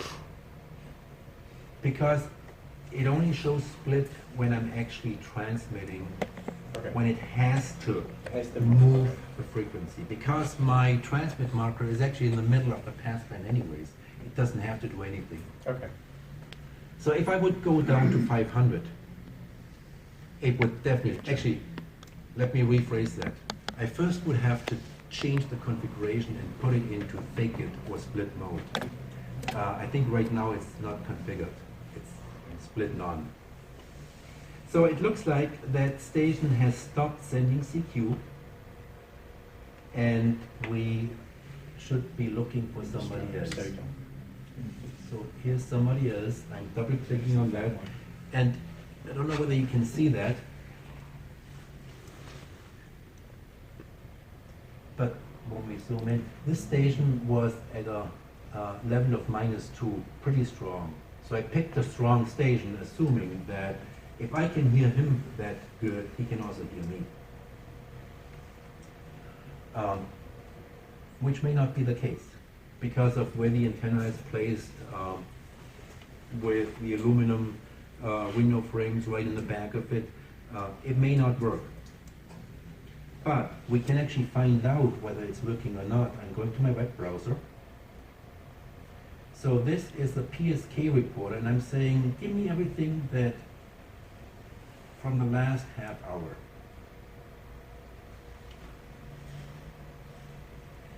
And when I look at PSK Reporter, it shows me two different types of marks on the map. It shows me those little ones. These are the stations that I've received. And then it shows me the big ones. These are the ones that received my signal. And it gives me information about how long ago. So somebody here heard me 2 minutes ago, somebody here heard me 1 minute ago, and so on. That I saw, and on this side, people who spotted me with how long ago, their call sign, their state, and so on. So there's information out there that I can use to figure out whether my station is actually working. Even though nobody's coming back to me, I know that my signal is getting out there. To enable that, you check the box in the setup. Yep. But you have the loopback address in there. You have to give it a specific server address to upload to? It knows where to find PSK. Oh, it knows it, okay. So all you need to do is you go into preferences, you go to reporting, and then you select, you check that. Now what we see down here is something different. That's when you want to hook up your with your software with your logging program. And that gets back to what you said. Because it automatically uploaded to Logbook of the World. It doesn't do it automatically. Your log application may do it. Because this is not logging it. It's keeping its internal log, but it's able to push out that log information to a logging application, which can then log it and do whatever you usually do with those logs. I misinterpreted that. I thought the UDP server was for the network services. No, this and I is didn't know actually the IP address for it. This is for other applications that can work together with WSJT. Okay. And the logging application. Oh, No, we got one. yeah, you got it. We missed it. We missed it. So we got a QSO here. Give you a minute for it. So we had a reception report of -3 with a strong station, and we sent out a -14. Yeah. And this was with 10 watts. I'm putting that into my log. And I am saving that, and it's in the log. And here we see the QSO. Yeah. So we have actually, in this window, is everything that's on the waterfall. So we have a lot of information. And up here, at the red line, almost at the top, is part of our QSO, which also shows up here. Right. So here is only the stuff under our receive bracket, which filters out quite a bit. So we made a QSO. Yay! Now, as I said, it stores it in its own logging application. And the log, no, it stores it in its own ADIF file. It's not hooked up to my logging application because I'm only using this sporadically. I didn't invest the time to set it all up. What I do is I just go to my log.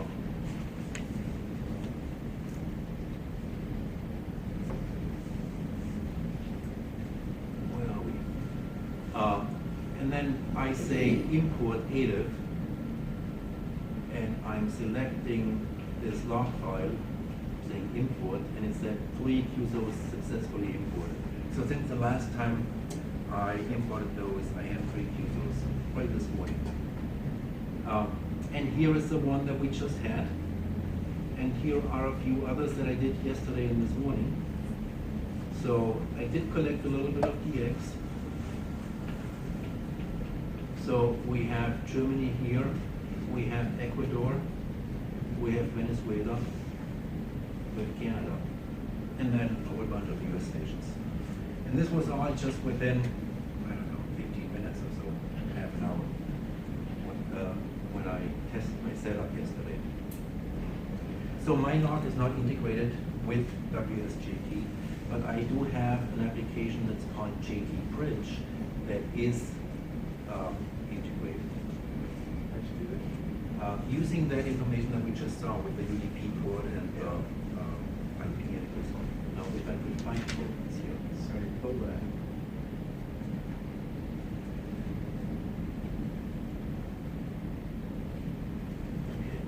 Doesn't want to work.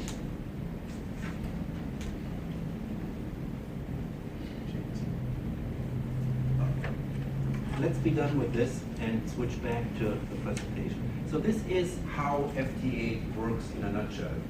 You basically just double click on a CQ call here, and you can actually filter so that you only see CQs in this window. If the band is really busy, that's a good idea, because you can't really look as fast as those calls scroll by you. Yes, you had a question? What's the weakest signal strength that you want to bother with? That depends on your setup and your antenna.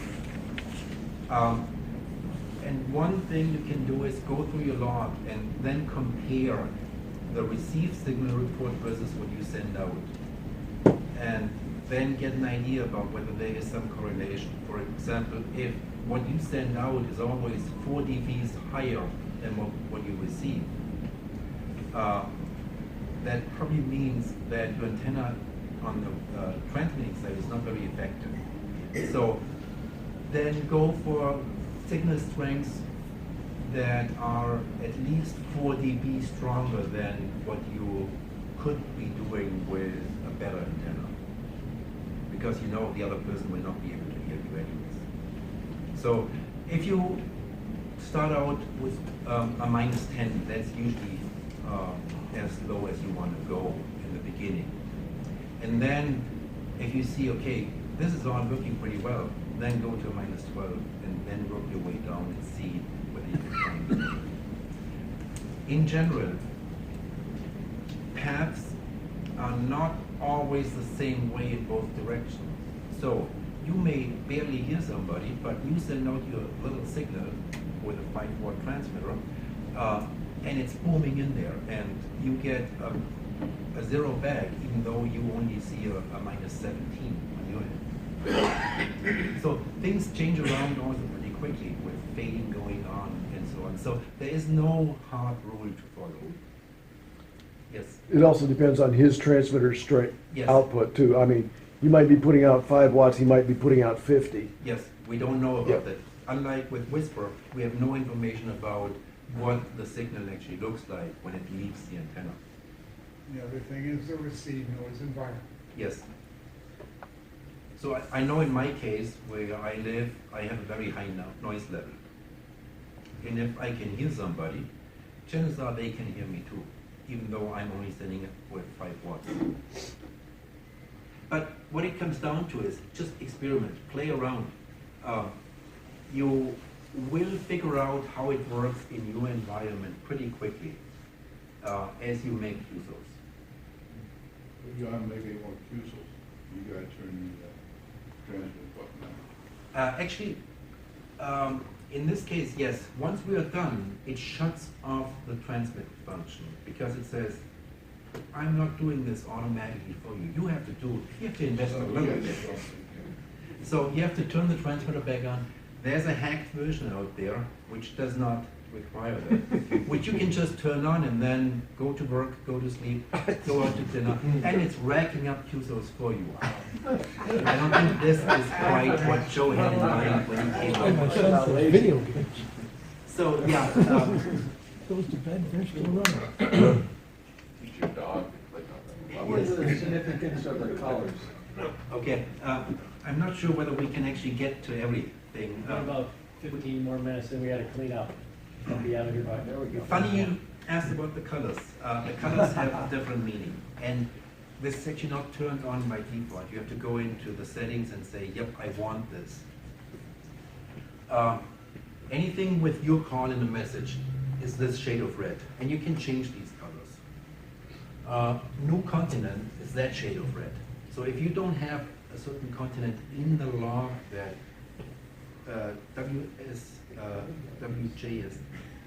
WSJT has access to, it doesn't know about that. So it's a good practice to keep all your FT8 logs in one file under control of this software, because then it can go back and say, yep, this is a new continent for you.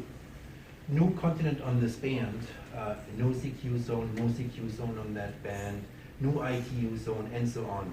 New DXCC, transmitted messages that you send out are in yellow, CQ in a message is green, and so on. Again, you can turn off some of these, and you see the ones that are actually grayed out are turned off on my setup. And you can change the colors to suit your own needs. Is there any way to set a color for, so you know you've already worked that station on that band? No. Yeah, that's the part that I end up working the same station 20 minutes later because I can't remember it. This is where you use JT Alert or JT Bridge, an application that works with this software, and they can keep track of and that. which two of those? JT Log? I have this on one of the following slides. It's at the bottom of this slide here. Okay. Logging.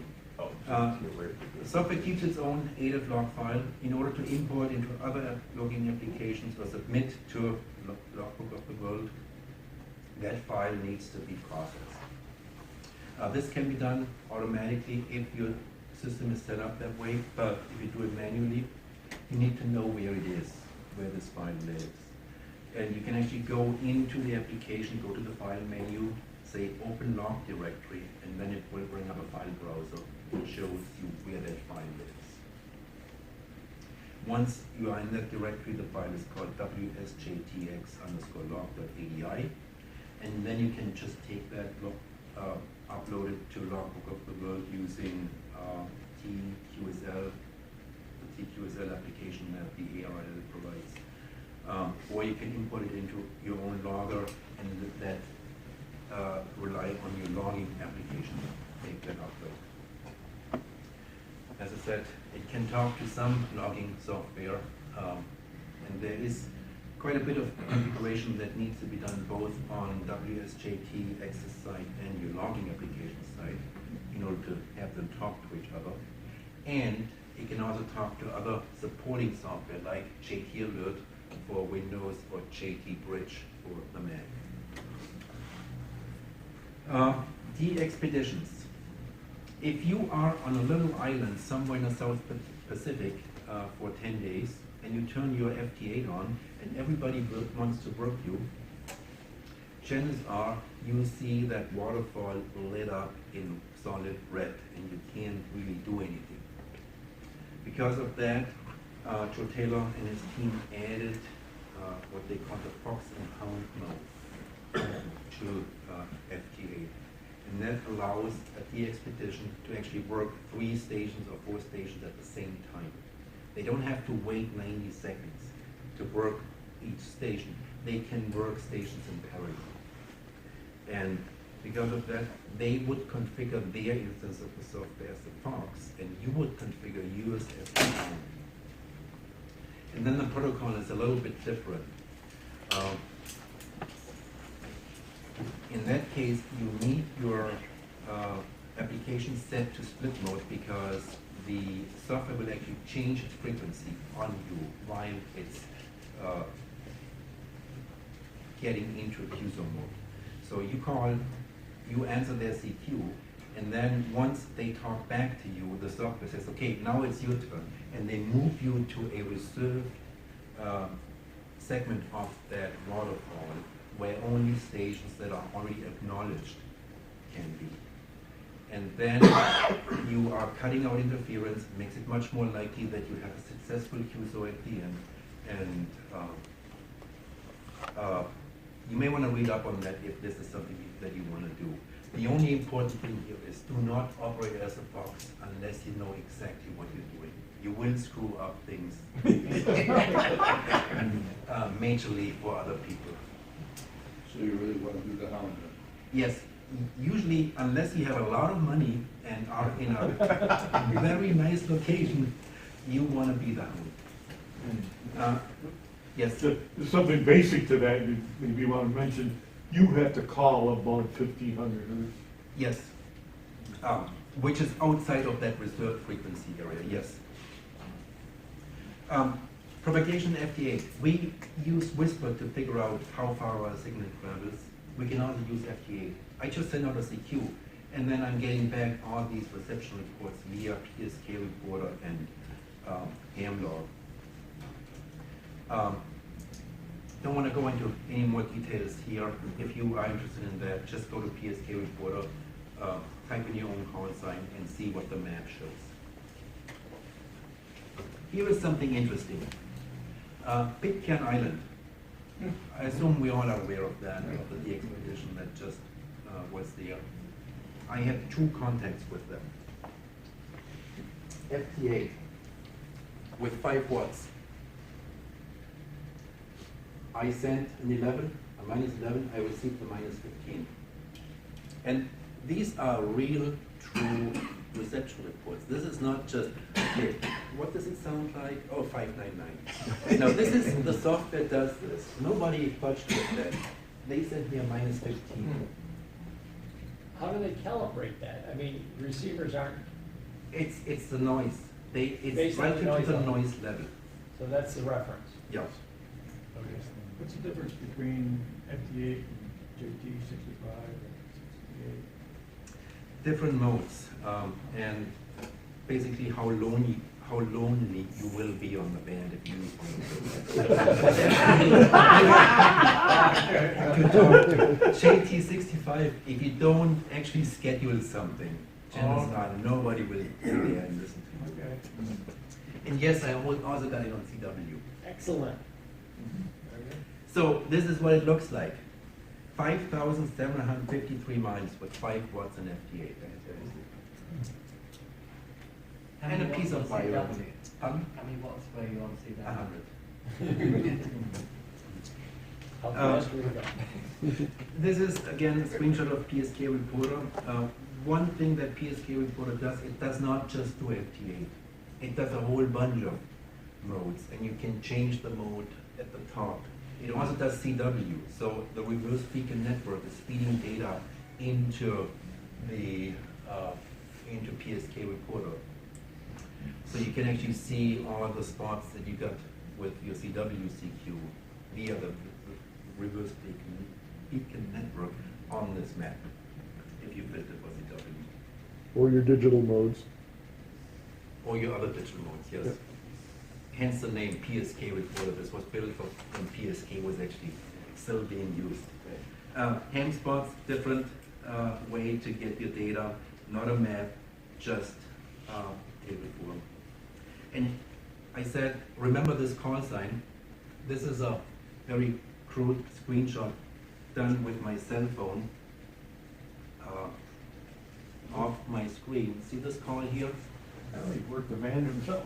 Yes, I worked Joe Taylor with FT8. Oh, wow. Wow. Now, on that screen, you showed us how to make sure that the incoming audio isn't clipping by setting it green. The outgoing audio to the transmitter, how do you know what level is appropriate? You use the ALC indicator on your transmitter. But so what I've read is told me to turn ALC off. If you can do that, then turn it off, yes. But I never know whether I'm overdriving it or underdriving it. Well, turn it on and wait for the meter not to budge hardly at all. Okay. Okay. InSpot will show you a minus whatever, they'll tell you in darkness, like you're splattering. Once you get FT8 working, you can use all the other modes, all the other digital modes as well. If you really want to use the technology FT8, but you want to talk to somebody, there's something called JS8 call that is similar to what PSK31 used to be, or still is if you use it. So you can actually type and have a QSO, talk to somebody. And then for the other modes, you may need other software like FLDigi for RTD, already PSK31 or Libya and a whole bunch of other modes.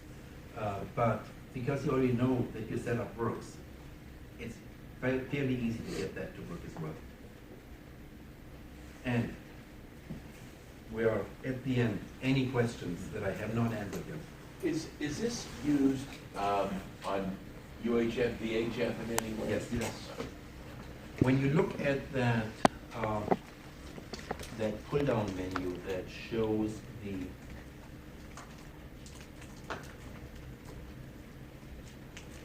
I lost my remote session for that computer.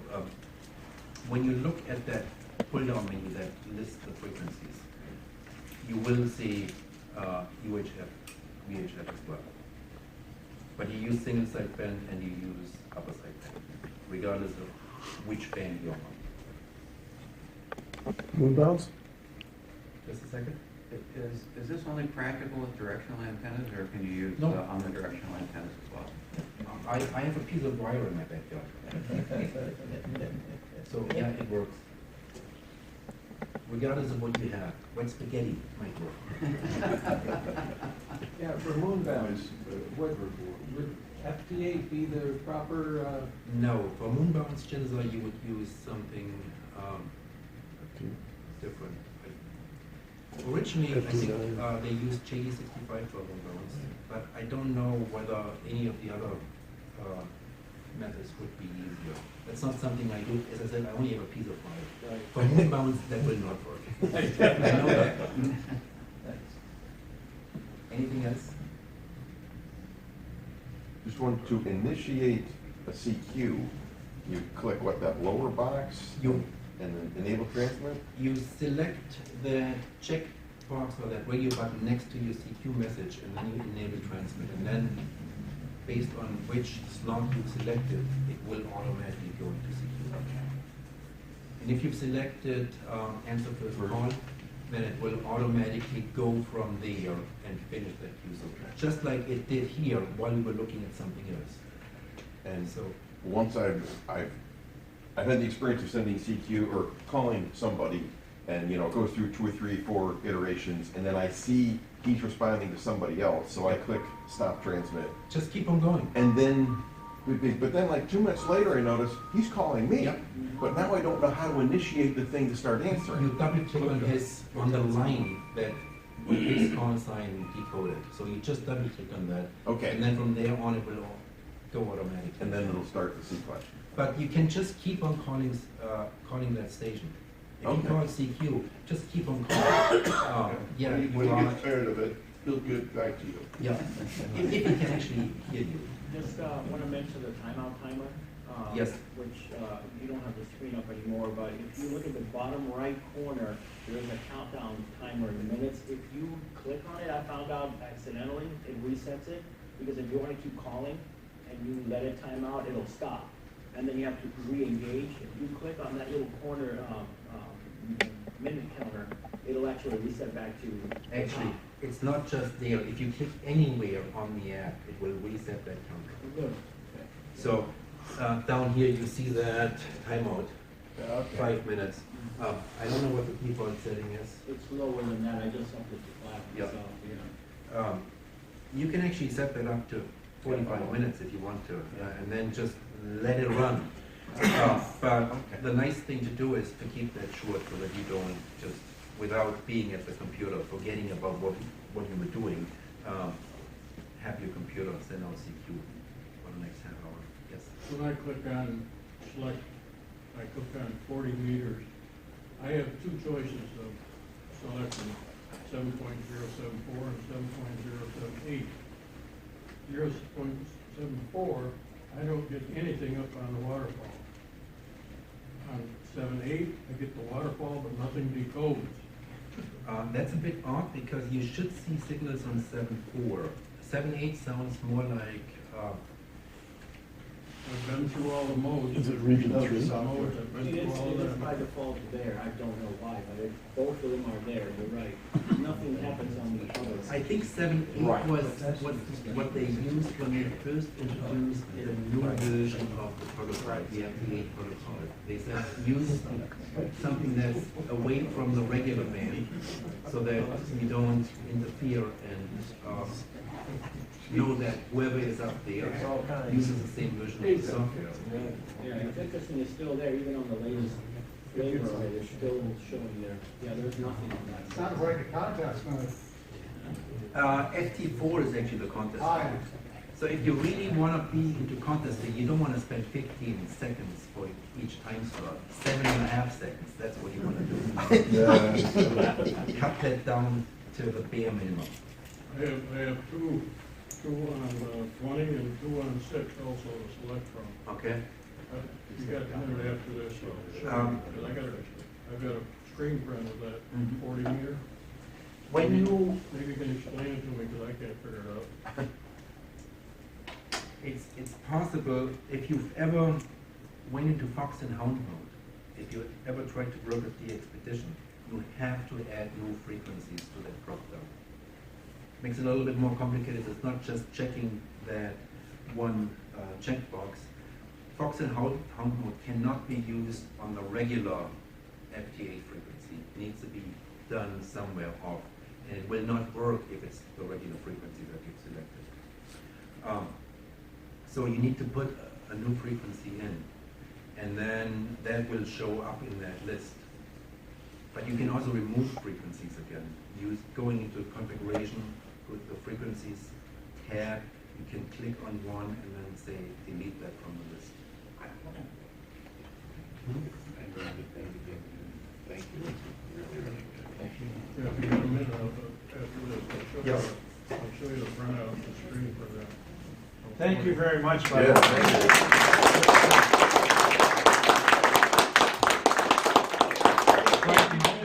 He had Stack your stopped my- chairs.